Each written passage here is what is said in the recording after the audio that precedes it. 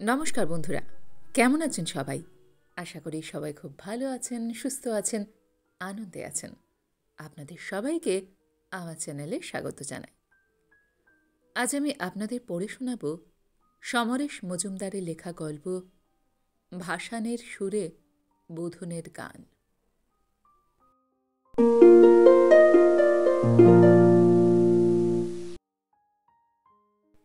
এই বাড়িটা তার পিতামহের তৈরি। সেকেলে বাড়ি, কিন্তু ভারী মজবুত। বাড়ির গায়ে যে মেহগিনি গাছ দুটো তিনি লাগিয়েছিলেন ৭০ বছর আগে, তাদের স্বাস্থ্য এখন উপচে পড়ছে। ওই গাছের কাঠ খুব মূল্যবান। গাছ দুটো বিক্রি করলে বেশ কয়েক লক্ষ টাকা পাওয়া যাবে বলে বড় ছেলে তাকে জানিয়ে দিয়ে গেছে। তবে এখনও সব গাছ ইচ্ছে মতো লাগানো যায়, কিন্তু কাটা যায় না। তার জন্য মিউনিসিপ্যালিটির অনুমতি নিতে হয়। শহরের মিউনিসিপ্যালিটির যিনি চেয়ারম্যান, তিনি একদা তার সহপাঠী ছিলেন। অতএব এক কলম লিখে দিলে চেয়ারম্যান অনুমতি দিয়ে দেবেন বলে বড় ছেলের বিশ্বাস। ৩ তলায় তার ঘর, সামনে অনেকটা খোলা ছাদ। বছর ৮ আগে পড়ে গিয়ে পায়ের হাড়ে চির ধরেছিল। চিকিৎসার পর ব্যথা কমেছে, কিন্তু হাঁটতে গেলেই ভয় হয় পড়ে যাবেন, তাই লাঠি ব্যবহার করেন। লাঠি নিয়ে ছাদে ঘুরে বেড়ান। সিঁড়ি ভেঙে নিচে নামতে ইচ্ছে করে না। ফলে সমস্ত পৃথিবীর সঙ্গে তার যোগাযোগের একমাত্র সূত্র হল টেলিফোন। তবে আজকাল তার ফোন কদাচিৎ বাজে। ৮২ বছরের বৃদ্ধকে ফোন করার মতো মানুষের সংখ্যা দ্রুত কমে আসছে। একটা টিভি আছে, আছে প্রচুর বইপত্র, খবরের কাগজ আসে দুটো, দিব্যি চলে যাচ্ছে। স্ত্রী গত হয়েছেন বছর ১৫ আগে। দোতলায় ২ ছেলে বাস করে। পুত্রবধূরা পালা করে আসেন। কোনো প্রয়োজন আছে কিনা জিজ্ঞাসা করে যান। কাজের লোক তার দেখাশোনা করেন না। ছেলেদের বিরুদ্ধে তার কোনো অভিযোগ নেই, বরং এই একাকী থাকাটাই তার ভারী পছন্দ। ৮২ বছর পৃথিবীতে বেঁচে আছেন। এখন শেষ সময়ের প্রতীক্ষা। নিজেকে তৈরি রাখার জন্য একাকিত্বের বড় প্রয়োজন। আজ সকালে চমৎকার রোদ উঠেছে। কদিন থেকেই দুটো চড়ুই একটু একটু করে সাহসী হয়ে তার কাছাকাছি চলে আসছে। পাখিরাও বুঝতে পারে মানুষ কখন গাছ হয়ে যায়। ওদের নামকরণ করেছেন তিনি, পাখি, পাখিনী। পাখিনী বড় আদুরে। বড় বৌমা এলেন জল খাবার নিয়ে। টেবিলে পাত্রগুলো সাজিয়ে ডাকলেন। আসুন বাবা, কাল বলেছিলেন নিরামিষ খাবেন, তাই এনেছি। ভালো করেছ। লাঠি হাতে চেয়ার ছেড়ে উঠে খাবারের টেবিলে এলেন তিনি। ঘড়ি দেখলেন, ঠিক 8:45। বড় বৌমা সময় রাখতে জানেন। একটা কথা বলবো বাবা? তাকালেন তিনি।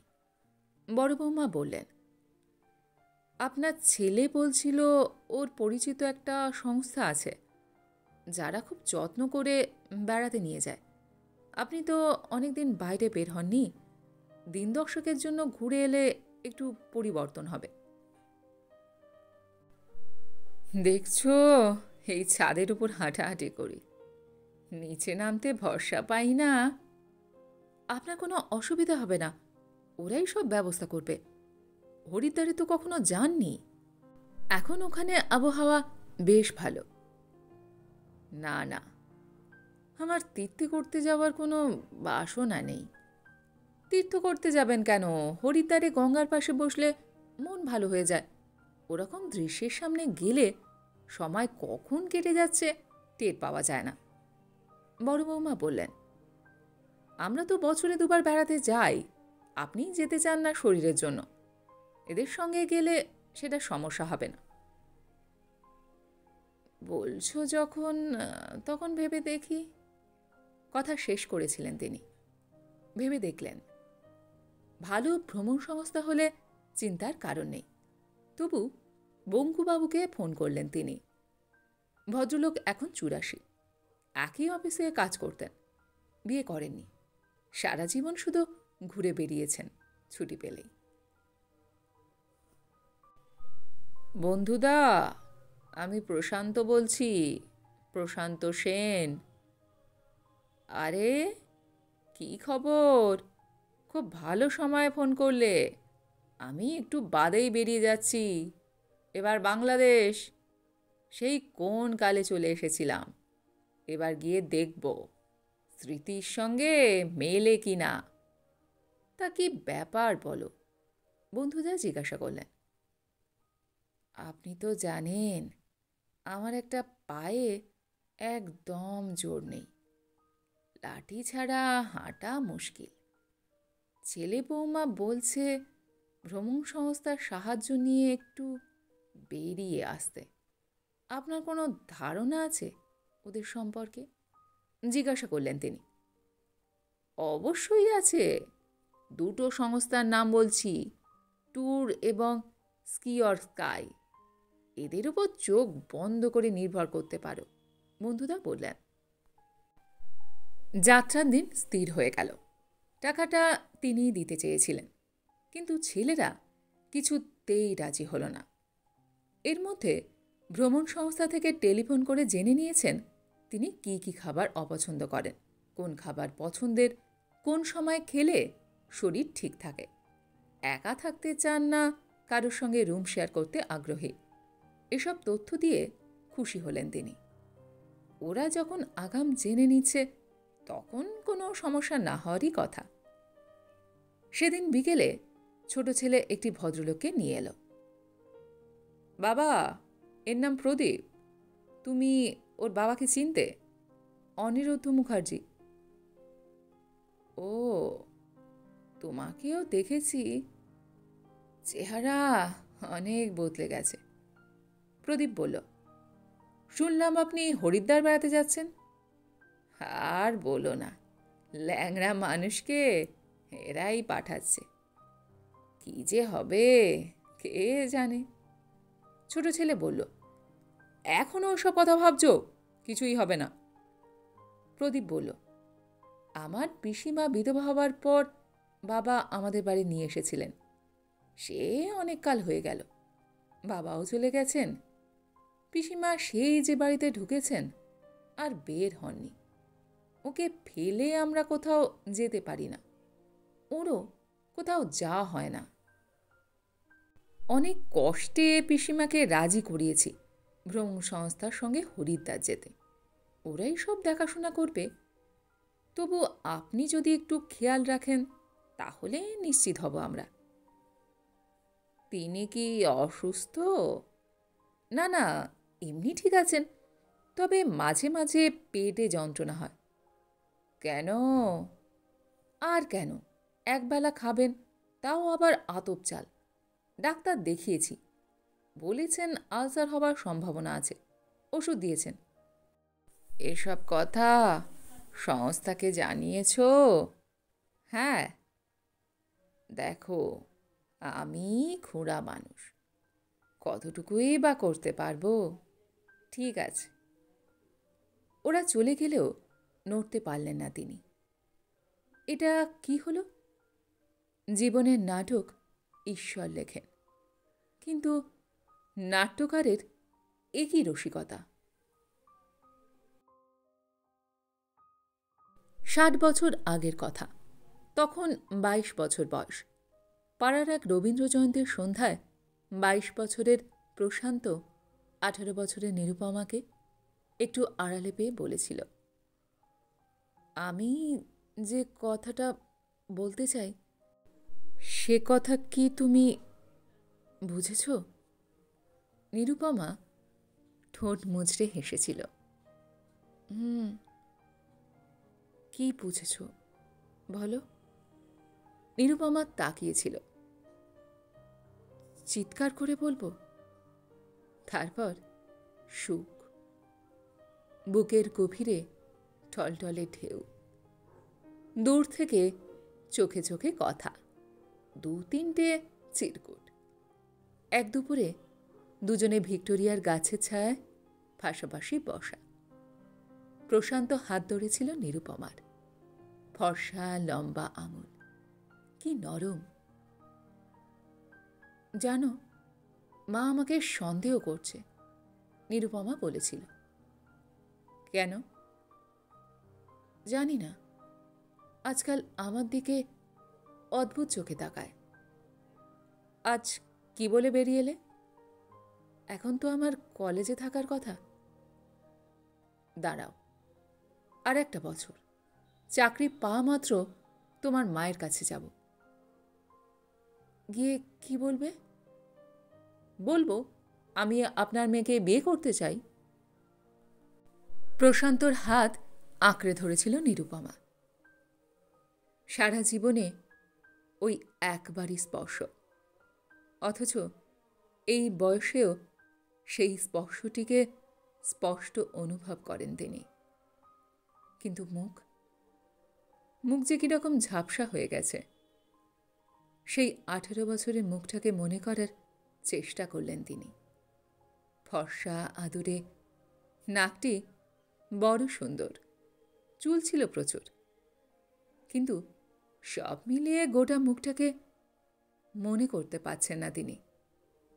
তার বয়স হয়ে গিয়েছে। সময় তো এমনই হতো। কারোর সঙ্গে মেয়ের প্রেম হচ্ছে জানলে ক্ষিপ্ত হয়ে যেতেন অভিভাবকরা। তার ঢেউ ছড়িয়ে পড়ত পাড়ায়। প্রশান্ত যে ভয়ানক ক্রাইম করেছে তা পাড়ার লোকের মুখ দেখে মনে হতো তখন। অনিরুদ্ধ যে এতদিন বন্ধু ছিল, আঙুল তুলে শাসিয়ে গেল। নিরুপমার বাবা এসে দেখা করলেন প্রশান্তর বাবার সঙ্গে। ওদের বংশে কখনো এমন ঘটনা ঘটেনি। তাছাড়া তারা ব্রাহ্মণ, নিচু জাতির মানুষকে জামাই হিসাবে ভাবতে পারেন না। অতএব ছেলেকে যেন শাসন করেন। আশ্চর্যজনকভাবে নিরুপমা পর্দার আড়ালে চলে গেল। মাস 6 বাদে সানাই বাজিয়ে বিয়ে হয়ে গেল তার। বরের বাড়ি কলকাতা থেকে বহু দূরে। বঙ্কিম লিখেছিলেন, বাল্যপ্রেমে অভিশাপ আছে। প্রশান্ত ভাবলেন, মানুষের বাল্যকাল কতদিনে শেষ হয়? না, আর দেখা হয়নি। চাকরি নিয়ে বাইরে যেতে হয়েছিল। বিয়ের পর ফিরে এসেছিলেন কলকাতায়। নিরুপমা নামের তরুণীর খোঁজ রাখার দরকার মনে হয়নি। বিধবা হওয়ার খবর পেয়েছিলেন বন্ধুদের মুখে। খারাপ লেগেছিল। বহুকাল বাদে বাড়ির বাইরে এলেন তিনি। ভ্রমণ সংস্থার লোক খুব যত্ন করে তাকে ওপর থেকে নামিয়ে গাড়িতে চাপিয়ে নিয়ে এলো স্টেশনের ভেতরে। কামরার সামনে গাড়ি থেকে নেমে একটু হাঁটতে কষ্ট হলো না তার। ওরাই ট্রেনে উঠতে সাহায্য করল। দুজনের কূপে। বয়স্করা ওপরে উঠতে পারবেন না, শোবেন নিচের বার্থে, তাই এই ব্যবস্থা। জিনিসপত্র গুছিয়ে দিয়ে ছেলেটি বলল, এই রইল বেল, যখনই দরকার হবে বেল বাজাবেন। বাজলে আমি চলে আসব। এখন কিছু খাবেন দাদু? না, থ্যাংক ইউ। ছেলেটি চলে গেলে একটি পত্রিকা বের করে চোখ রাখলেন তিনি। জানালা বন্ধ, কারণ কামরা শীততাপ নিয়ন্ত্রিত। কিন্তু পড়া হলো না। ভাবনাটা আবার মাথায় ফিরে এলো। সকাল থেকে কয়েকবার ভেবেছেন, প্রদীপ যা বলে গিয়েছিল তা যদি সত্যি হয়, তাহলে নিরুপমা এই ট্রেনেই হরিদ্বার যাচ্ছে। ভ্রমণ সংস্থা 2টো কামরা রেলের কাছ থেকে নিয়েছে। এই দুটোর কোনো একটায় তার থাকার কথা। দ্বিতীয় কামরাটি শীততাপ নিয়ন্ত্রিত নয়। প্রদীপ যদি পিসির যাওয়ার ব্যাপারে কার্পণ্য করে, তাহলে ওখানেই তার জায়গা হয়েছে। এই সময়ে সুটকেস নিয়ে ঢুকল কুলি। ভ্রমণ সংস্থার ছেলেটির নির্দেশে সিটের নিচে ঢুকিয়ে দিয়ে চলে গেল।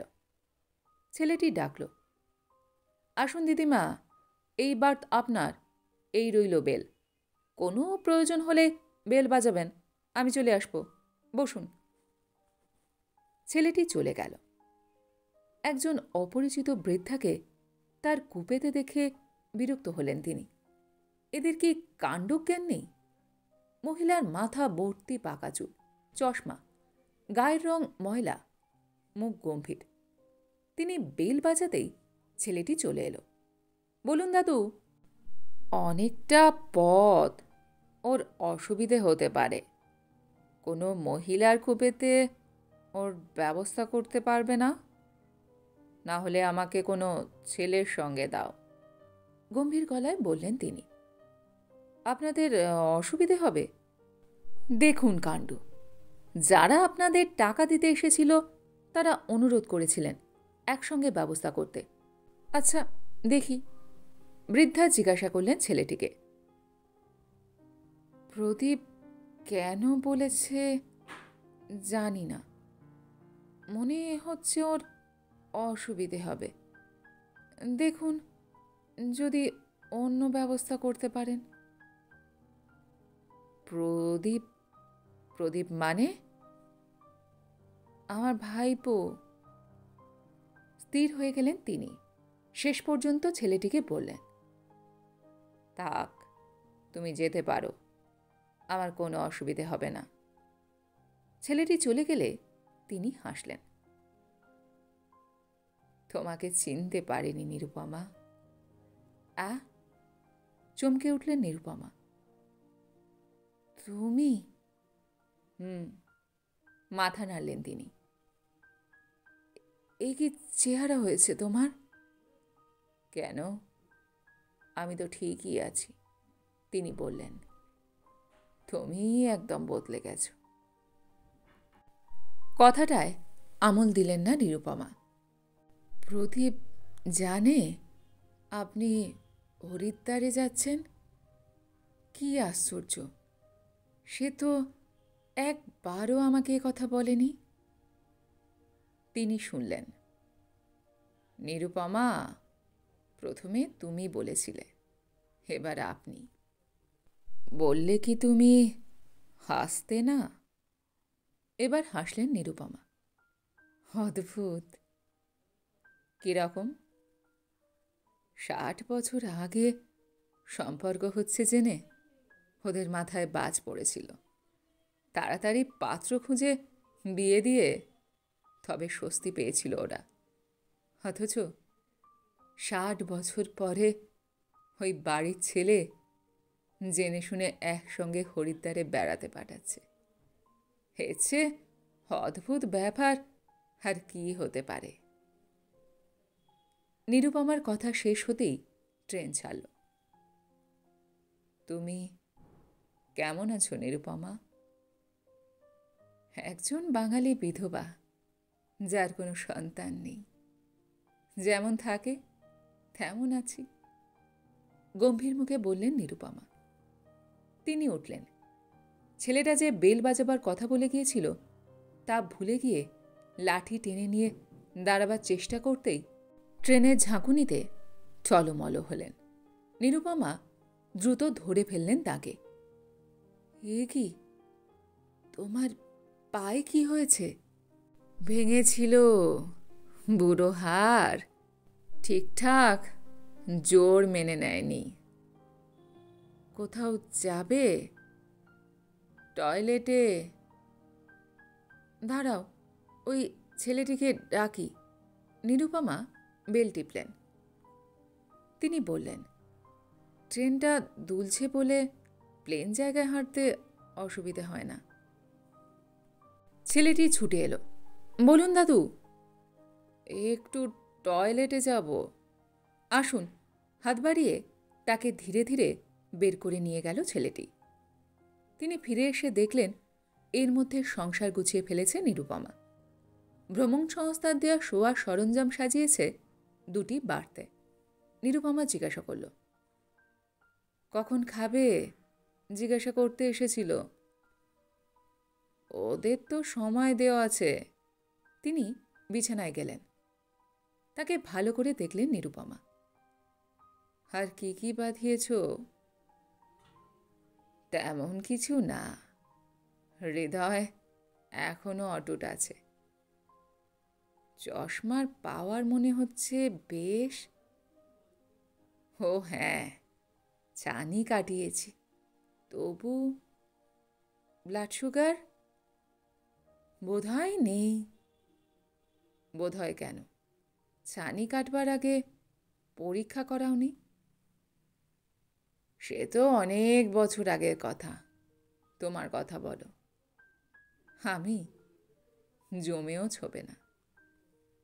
পেটে তো আলসার বাঁধিয়েছ, ওষুধ এনেছ তো? অবাক হয়ে গেলেন নিরুপমা। তুমি কি করে জানলে? একবেলা খেলে তো আলসার হবেই। প্রদীপ বলেছে নিশ্চয়ই। আর লোক পেল না, তার মানে? কাছাকাছি থেকেও 60 বছরে যে খোঁজ নিল না একবারও, তাকে এসব কথা বলবার কোনো মানে হয়? ছোট্ট হাসল নিরুপমা। একজন বিবাহিতা মহিলাকে বিরক্ত করা ভদ্রতায় বেঁধেছে। তারপরে আমার ঘরে যে এসেছিল, তাকে অসম্মান করা হতো। আমি তাকে দেখেছি। ও, তোমার সঙ্গে চমৎকার মানাতো। কয়েকবার দেখেছি, নিরুপমা বললেন। যেদিন শুনলাম উনি চলে গেছেন, সেদিন খুব খারাপ লেগেছিল। তার মানে তুমি আমার খবর রাখতে? না, কানে এলে শুনতাম। ছেলেটি এলো। এবার আপনাদের ডিনার দিতে বলি? নিরুপমা বললেন। কি দেবে বাবা? আপনার জন্য 2টো রুটি, নিরামিষ তরকারি আর সন্দেশ, আর দাদুর জন্য রুটি তরকারি আর চিকেন কারি, মিষ্টি। ছেলেটি হাসল। তুমি ওসব না দিয়ে আমাকে শুধু একটা মিষ্টি দিও, নিরুপমা বললেন। সে কি, শুধু একটা মিষ্টি খেয়ে সারা রাত থাকবেন? ছেলেটি জিজ্ঞাসা করল। শোনো ভাই, তিনি বললেন, আমাকেও ওই একটা মিষ্টি দিও। একজন না খেয়ে থাকবে, আর তার সামনে বসে আমি পেট ভরাতে পারবো না। আশ্চর্য, নিরুপমা রেগে গেলেন। বিকেল 3টের সময় খেয়েছি, রাত্রে আমি কখনো খাই না। যে যার নিয়মে তো চলবে।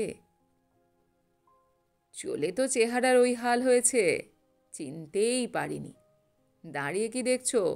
যাও, 2টো মিষ্টি নিয়ে এসো, ধমকালেন তিনি ছেলেটিকে। দাঁড়াও, ছেলেটিকে হাত তুলে থামতে বলে তাকালেন নিরুপমা। তুমি কি আমাকে জব্দ করতে চাইছো? না তো। তাহলে? তুমি তো চিরকাল একবেলা খেয়ে থাকোনি। নিজেকে কষ্ট দেওয়ার জন্য এই অভ্যাসটা করেছ। এইটে মানতে পারছি না, তিনি বললেন। ছেলেটি হাসল। তাহলে দিদিমা, দুজনের খাবার নিয়ে আসছি। সে চলে গেলে নিরুপমা বলল, আজ রাত্রে ঘুম হবে না, পেটে যন্ত্রণা হবেই। কি হবে না? আমি তো তোমাকে চিকেন খেতে বলিনি। জানি, বললেও খাবে না। তোমার স্বামী নেই বলে তুমি শরীরটাকে কষ্ট দিচ্ছ। আমি তো স্ত্রী চলে যাবার পর সে কথা ভাবিনি। উত্তর দিলেন না নিরুপমা। মুখ গম্ভীর করে বসে রইলেন। এই বিশেষ ভঙ্গিটিকে তিনি চেনেন। স্ত্রীর সঙ্গে কোনো ব্যাপারে দ্বিমত হলে তাকে দেখাতে হতো এই ভঙ্গিমাটিকে। অনেক অনুনয়ে সেই মুখ সহজ হতো। আজ এই বয়সে ওইসব ভাবলে হাসি পায়। ছেলেটি এলো, খাবার দিয়ে গেল। তিনি ডাকলেন, এসো, খাওয়া যাক। আমাকে খেতেই হবে, মুখ ফেরালেন নিরুপমা। তুমি খেলে আমার খেতে ভালো লাগবে। কেন? রোজ তোমার খাবার সময় খেয়ে থাকেন বৌমারা। আমি একা খাই, সবারই কাজ থাকে, অসময়ে খেলে তো একা খেতে হবেই, খাও। শেষ পর্যন্ত হাত বাড়ালেন নিরুপমা। কতদিন পরে রাত্রে খাচ্ছি, কতদিন পরে ট্রেনে উঠেছ? কখনো কি এই সন্ধ্যের পর আমার সঙ্গে একা এভাবে গল্প করেছ? কল্পনা করেছিলাম, ভেবেছিলাম তুমি আমাকে নিয়ে ট্রেনে চেপে অনেক দূরে চলে যাবে। বিয়ের আগের দিনও ভেবেছিলাম। বাহ, তরকারিটা ভালো করেছে। তুমি যে ওরকম ভেবেছিলে তা আমি বুঝতে পারিনি। ওটা কি দিয়েছে, চিকেন? নিরুপমা আঙুল তুলে বাটি দেখালেন। হ্যাঁ। ওমা, এ তো একেবারে সাদা ঝোল। আমি রিচ রান্না খাই না। টেস্ট পাও? তিনি তাকালেন। মন্দ লাগে না। তুমি এক টুকরো নেবে? আমি? চোখ বড় হয়ে গেল নিরুপমার। আমি তো আমিষ খাই না। কেন, কেউ খেতে বলেনি? না, বিধবাদের খেতে নেই বলেই বলেনি। এই নেই কথাটা কোথায় লেখা আছে? নিশ্চয়ই জানো আজকাল ওটা উঠে গেছে। জানি। তিনি একটা টুকরো ঝোল সমেত চামচে তুলে নিরুপমার প্লেটে রাখলেন। তুমি আমার সব লণ্ডভণ্ড করে দিচ্ছ। এই তো কটা দিন, তারপর আবার যেই কে সেই, তিনি বললেন। রাতের ট্রেন এক নাগাড়ে ছুটে যাচ্ছে। ঘুম ভেঙে গেল তার। কুপেতে নীল আলো জ্বলছে। মুখ ফিরিয়ে অবাক হলেন।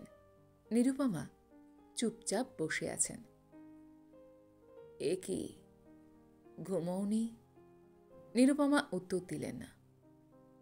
শরীর খারাপ লাগছে?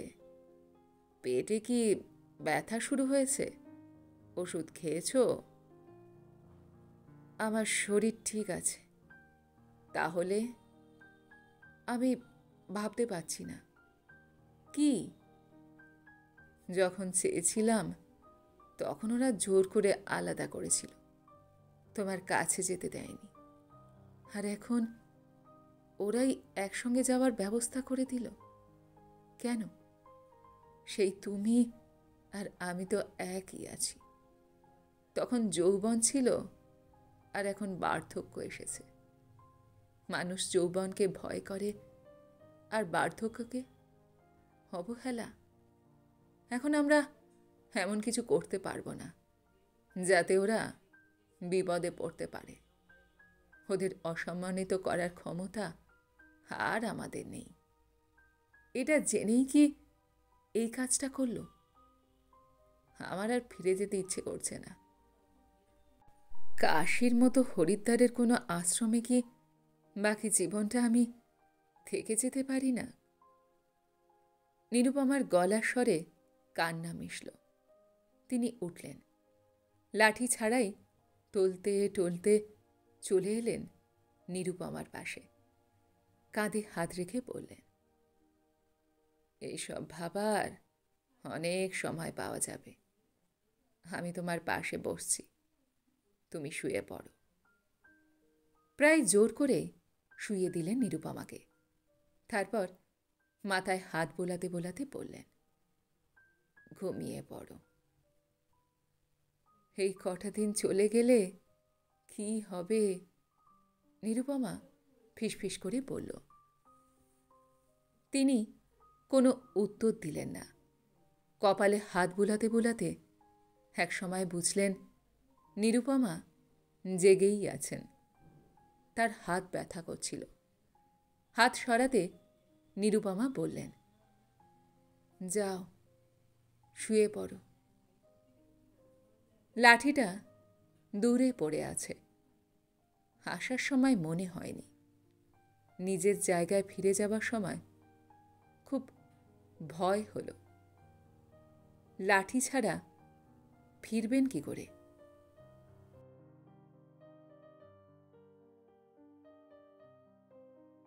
গল্পটি এইখানে সমাপ্ত হল। আপনারা এতক্ষণ শুনছিলেন সমরেশ মজুমদারের লেখা গল্প ভাসানের সুরে বোধনের গান।